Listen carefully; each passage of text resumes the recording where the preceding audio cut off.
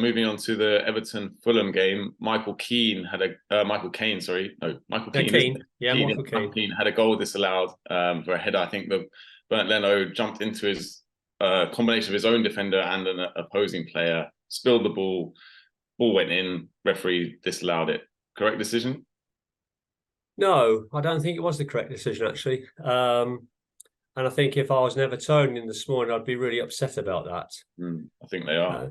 You have to think of the referee, of course. Stuart Atwell, he sees what he feels is Tarkowski making a back for the goalkeeper. But if you look at the pictures I've looked at, it would appear that Tarkowski is probably aware of a defender behind him, or indeed the goalkeeper, and he's almost bracing himself for contact.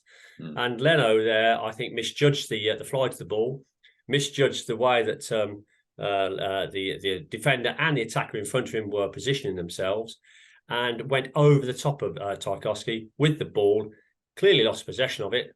And for me, I think that should have been stood a goal.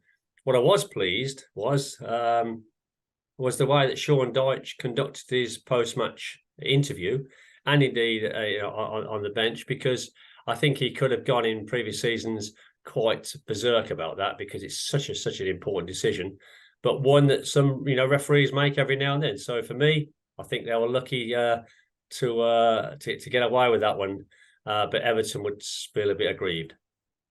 Is it the case that because the referee blew his whistle so early, VAR couldn't intervene and have a look at it and subsequently alter the decision? Is that what happened there? Yeah, as we all know, VAR can only intervene if a goal has been scored, because the purpose of VAR is then to check the goal and check the build-up to the goal. By the time that Stuart Atwell had blown his whistle, the ball hadn't entered the net, so it was just perceived to be an on-field foul. And that goes to Stuart's mindset there. He obviously thought a foul had occurred and didn't have any second thoughts about just delaying his whistle just in case. I think when he reviews that with his manager during the course this week, he may come to a different conclusion. But the moment was lost and he chose to blow his whistle. But you're quite right. The VAR could not have got involved in that particular instance on Saturday.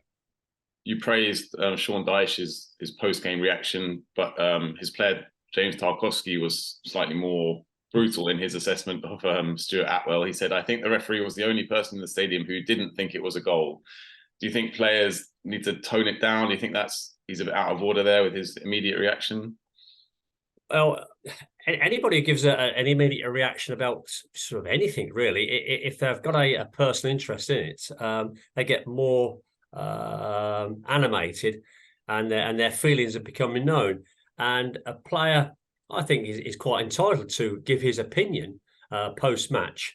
But like managers, they need just to make sure they don't get personal in it. Give their opinion of the decision, but don't necessarily point all the fingers at the match official. They have to be careful, of course they do, but I can understand his frustration. And of course, the press would love that, because that gives them a bit of a headline to make. And players just need to be aware that sometimes their initial outburst, whilst they feel happy doing that, ultimately they may regret doing it. So no problem with a player coming out and talking about it. They just need to temper their enthusiasm.